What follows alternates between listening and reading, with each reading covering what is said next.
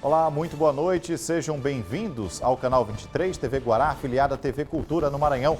Hoje, terça-feira, 19 de outubro. Vamos aos destaques. Rodoviários da empresa Ratrans paralisam atividades. Usuários do transporte público atendido pelas linhas ficam desamparados. Câmara de Vereadores ciente da paralisação geral dos rodoviários, porém, sem data para discutir o problema de mais de 700 mil usuários. Número de infrações de trânsito no Maranhão vem aumentando. Excesso de velocidade é o campeão entre as multas. Acessibilidade. Órgãos da Prefeitura iniciam notificações no bairro da Cidade Operária para regularizar calçadas. Na saúde, aumento de casos de sífilis acende o alerta sobre prevenção e sexo seguro. Atendimento psicológico também cresce. Ansiedade e depressão são os casos mais comuns por tratamento. Tudo isso e muito mais agora no Jornal da Guará.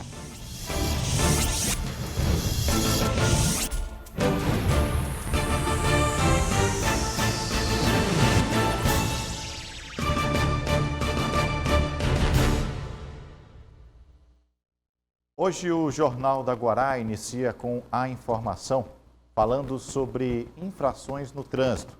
Dados nacionais apontam que o número de multas por excesso de velocidade dobrou este ano.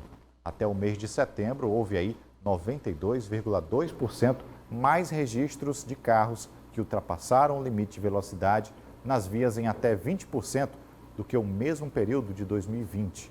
Os registros foram feitos pela Polícia Rodoviária Federal, enquanto 6,1 milhões de veículos levaram multas por desobedecer a velocidade máxima permitida. O excesso de velocidade continua sendo o maior motivo das infrações. Aqui no Maranhão, o Detran também fez essa contabilidade. O número de infratores aumentou bastante. O trânsito de carros, pedestres, motos, bicicletas e tantos outros meios de transporte tem se tornado uma grande dificuldade para a gestão do Executivo Municipal. O grande volume de veículos e pouco espaço de circulação tende a gerar também problemas. O Detran apresentou um registro do ano passado que demonstra que atingimos 227.158 infrações. A infração mais cometida foi transitar em velocidade superior à máxima permitida, em até 20%, com 143.934 infrações.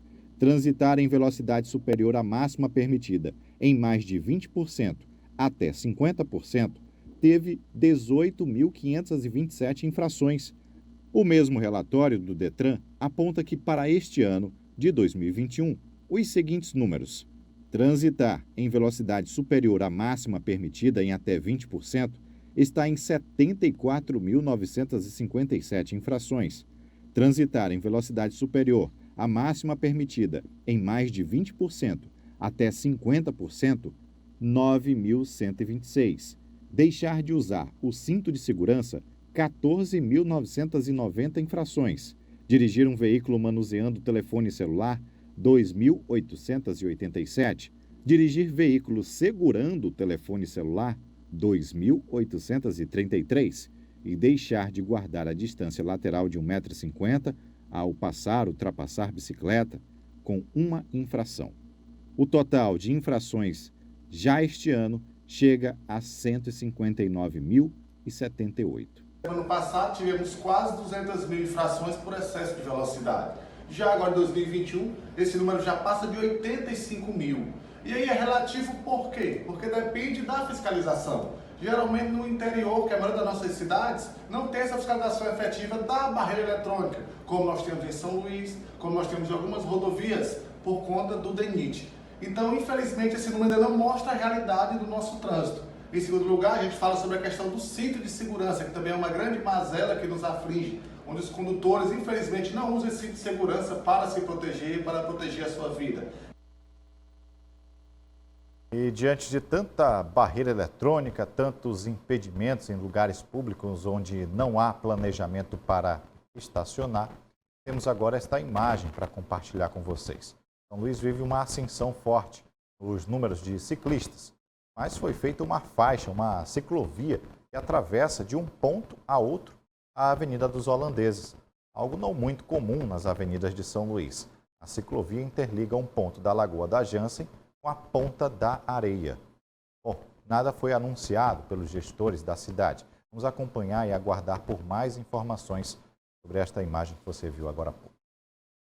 Depois da Autoviária Matos, agora foi a vez dos trabalhadores da Ratrans, que estão paralisados com as atividades. Motoristas e cobradores estão de braços cruzados desde as primeiras horas de hoje.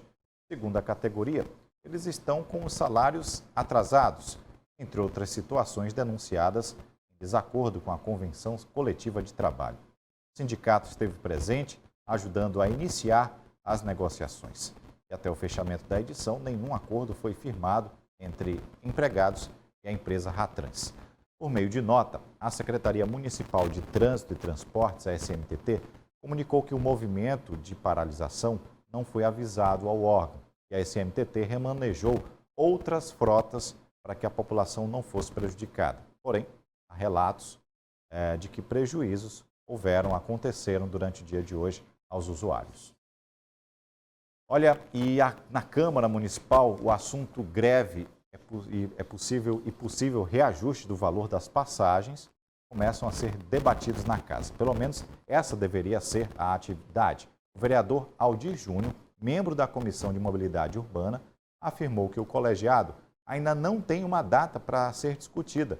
A greve do sistema de transporte público anunciada pelos rodoviários já deve iniciar no dia 21 de outubro, esta semana, por tempo indeterminado. Bom, o tema ainda será levado à discussão na Câmara Municipal, bem fora de tempo, já que mais de 700 mil pessoas utilizam o sistema de transporte público e necessitam aí de uma intermediação. E hoje, fiscais da Prefeitura, Blitz Urbana, Secretaria Municipal de Urbanismo e Habitação notificaram comerciantes do bairro da Cidade Operária para regularizar as calçadas. A medida atende a pessoas com mobilidade reduzida e também com deficiência. Mas há um porém, a reclamação quanto a um padrão a ser seguido. Nada foi apresentado. As calçadas de São Luís são um verdadeiro mosaico. Em quase a totalidade, desníveis são vistos. Umas mais altas que as outras, algumas revestidas, outras no cimento, outras quebradas. Uma simples observação mostra isso. Só nesse trecho aqui, em menos de 50 metros, há uma variação grande do nível de calçadas. Aqui, por exemplo, eu estou com o meu pé em cima de uma que a seguinte tem aproximadamente 30 centímetros menos. Aí eu vou caminhando, atravesso toda essa calçada que estava mais baixa e encontro à frente uma outra que é mais baixa ainda, praticamente com o mesmo tamanho, com a mesma distância, a mesma altura. Aí, se você somar aquela ali, que tem aproximadamente 30 centímetros, com essa daqui, que deve ter aproximadamente 20 centímetros, chegamos a aproximadamente meio metro de altura de diferença.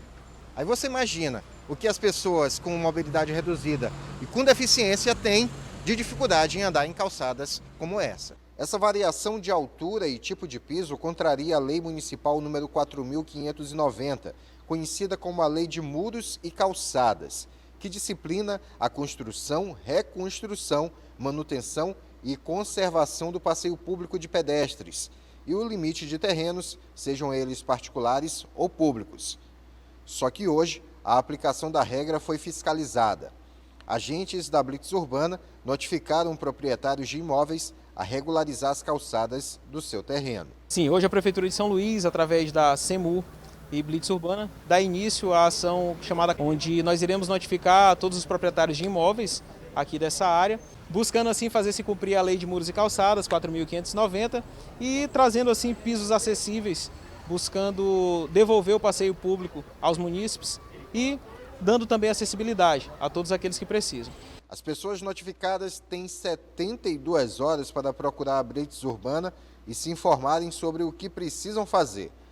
A adequação das calçadas precisa ser concluída em 90 dias. Iniciamos aqui pela área da Cidade Operária, porque, segundo dados do IBGE, é a área onde existe a maior concentração de pessoas com deficiência.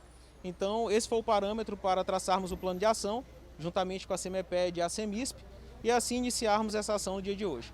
Todo e qualquer pedestre sente a dificuldade de se andar numa calçada desnivelada. quando olhamos para a situação da pessoa com deficiência, tudo fica bem mais complicado. O processo da acessibilidade ela vai muito além das rampas. No que diz questão a parte arquitetônica, o rebaixamento das calçadas, elas no nível correto, alturas de calçadas uma maior que a outra, tudo desnivelado, tudo isso se torna barreira. Dona Maria do Amparo tem um ponto comercial na avenida principal do Jardim Tropical, bairro por onde começou a fiscalização.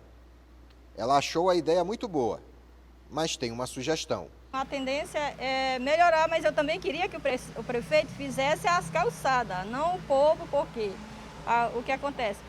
Ele fazia o padrão certo, porque o que acontece? Um vai fazer de um jeito, o outro vai fazer do outro e já vai ficar quase a mesma coisa. Tá vendo só? Bom, e agora uma atualização sobre a saída temporária do Dia das Crianças, concedida a detentos do sistema prisional. 28 não retornaram num balanço feito este ano. 113 presos foram liberados nas mais diversas saídas, não retornaram. Está mais do que na hora de que esse benefício seja revisto. O monitoramento deve ser constante e é possível sim com tantas inovações tecnológicas. Bom, agora a gente segue para o intervalo. Daqui a pouquinho, na volta, os destaques da política aqui com os comentários de Marcos Saldanha.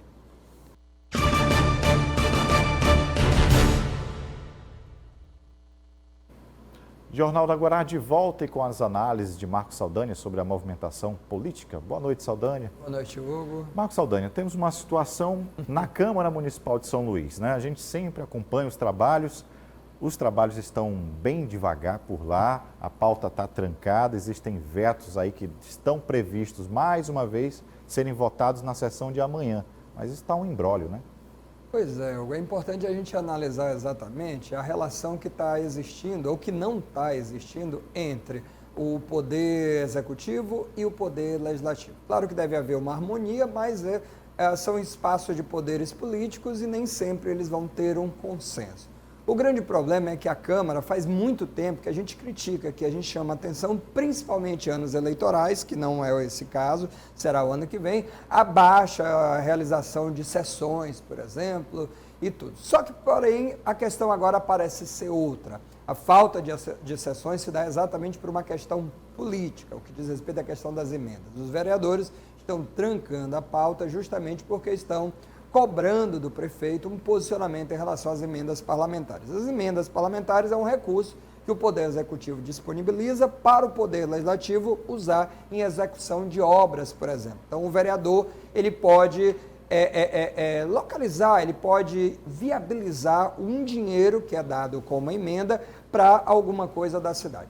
Eu, particularmente, Hugo, não concordo com a ideia do Legislativo Municipal ter emendas, mas isso é um posicionamento pessoal. Eu acho que o Legislativo é uma casa de discussão, de poder, de fazer leis, ele não tem que estar executando obras, para isso tem seu executivo. Porém, o Poder Executivo, sobretudo a Câmara Municipal, se considera um elo fraco e considera que o fato de ter as emendas é fundamental para fazer política, para estar mais próximo do eleitor, para poder dar uma resposta para o eleitor.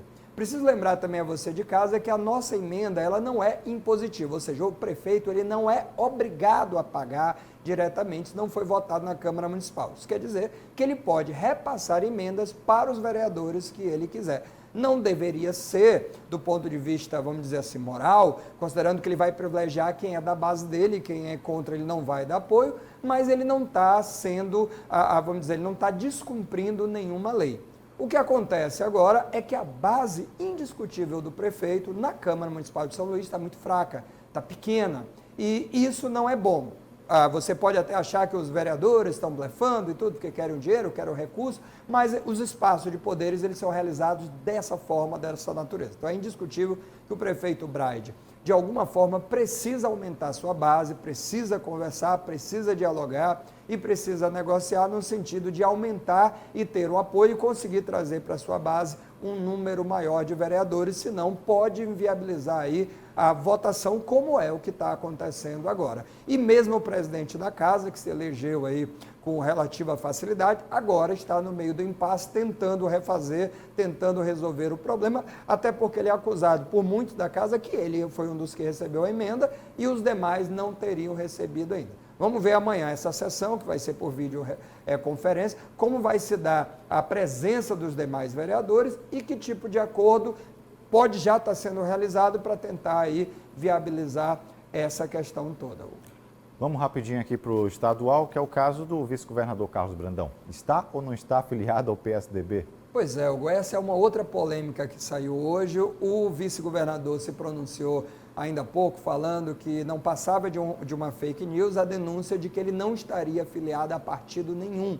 Ele saiu do PRB, a gente lembra disso, partido que ele inclusive foi vice-presidente nacional, e voltou para o PSDB. Isso teria acontecido ali em março, né, desse ano. O problema é que a pesquisa de filiação partidária, a busca por certidão, alguns jornalistas publicaram essa certidão, onde não consta a filiação ainda do vice-governador Carlos Brandão ao PSDB, muito menos que ele estaria na presidência. Então é preciso, então, que o vice-governador apresente a documentação, o documento, né, além da nota, realmente coloque esse documento aí na imprensa, para poder silenciar exatamente essa questão toda aí, se ele está, de fato, né, filiado ao partido e qual é o papel que ele tem dentro do PSDB, para justamente não ficar essa dúvida, não ficar exatamente essa lacuna e essa questão em aberto, para não ficar nenhum problema, é só publicar o registro lá de filiação do TSE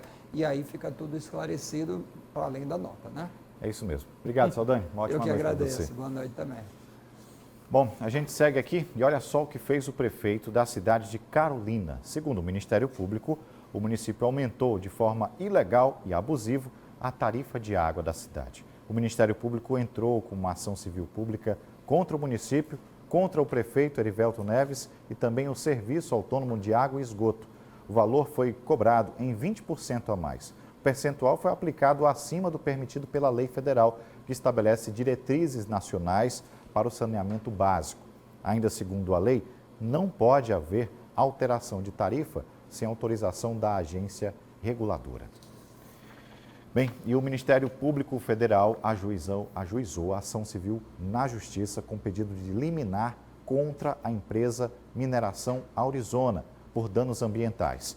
E o Estado do Maranhão também por omissão na fiscalização das estruturas da mineradora.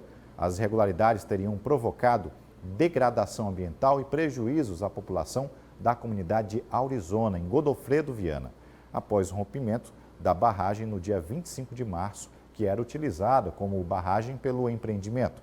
Entre os pedidos da ação, o MPF requer que a empresa seja obrigada a reparar os danos ambientais, realizar obras para evitar novos desastres e o pagamento de multa e indenizações às famílias que foram atingidas. Vamos seguir para o intervalo, daqui a pouquinho a gente volta e fala sobre o Dia da Inovação. É um instante só.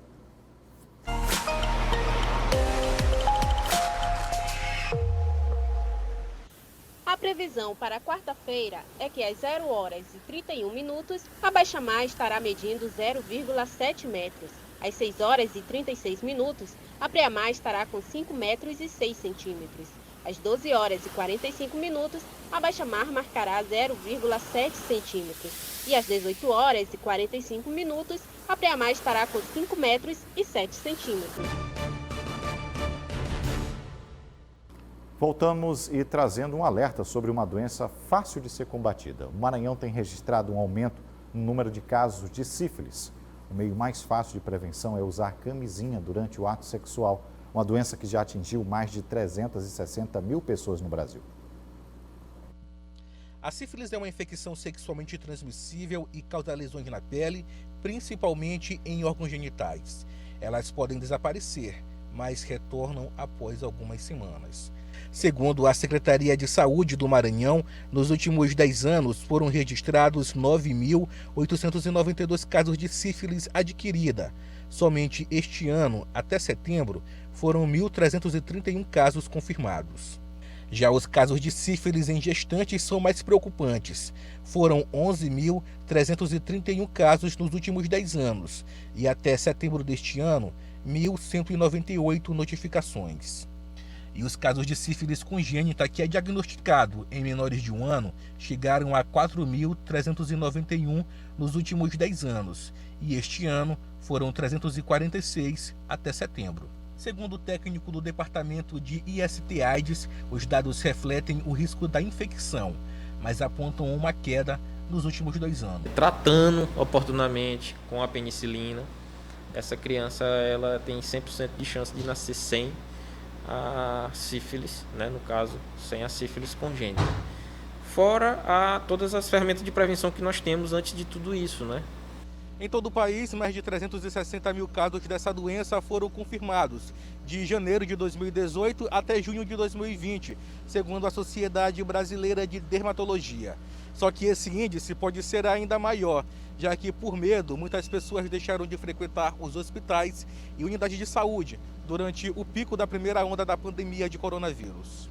Usar o preservativo é a melhor forma de prevenir a doença e é oferecido gratuitamente, assim também como o tratamento da doença, que pode ser feito nas unidades de saúde. O tratamento mais eficaz, o tratamento 100% eficaz da sífilis é a penicilina, né? Disponível onde? Em todas as unidades de saúde é para estar disponível de forma gratuita a penicilina. Hoje é o dia da inovação. A palavra é um estímulo para que possamos criar algo novo, fugir do cotidiano. O programa Centelha do Inova Maranhão vem com esta proposta: otimizar o tempo e fazer nascer boas ideias. O evento foi promovido no Dia Nacional da Inovação e reuniu startups ligadas ao programa Centelha do Inova Maranhão.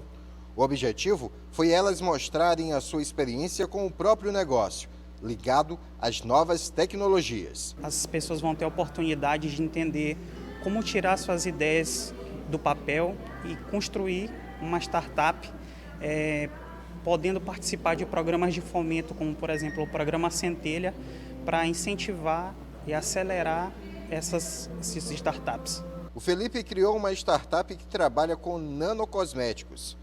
Ele encabeçou o desenvolvimento do evento. Esse tipo de tecnologia permite que os produtos tenham uma maior hidratação, perfumação e limpeza, e assim a gente consegue atingir um público aqui no Maranhão, inicialmente, com produtos também que têm identificação regional, porque utilizam bioprodutos da região e são disponíveis em embalagens que traz um pouco da nossa história e cultura.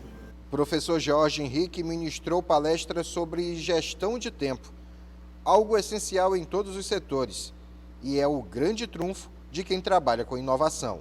Eu estou apresentando uma metodologia para as pessoas que têm vontade de aprender a aumentar a sua produtividade e aprender como gerir o tempo do dia a dia para você maximizar o que você faz durante o período disponível. As empresas avaliam hoje em dia os seus funcionários em termos de resultados de desempenho, e este desempenho é maximizado com boa gestão de tempo. O que significa que se você trabalha 8 horas, o que é que você consegue produzir dentro das 8 horas? Bom, essas foram as nossas informações de hoje. Para você, uma excelente noite. A gente está de volta às 18h45 de amanhã. Tchau.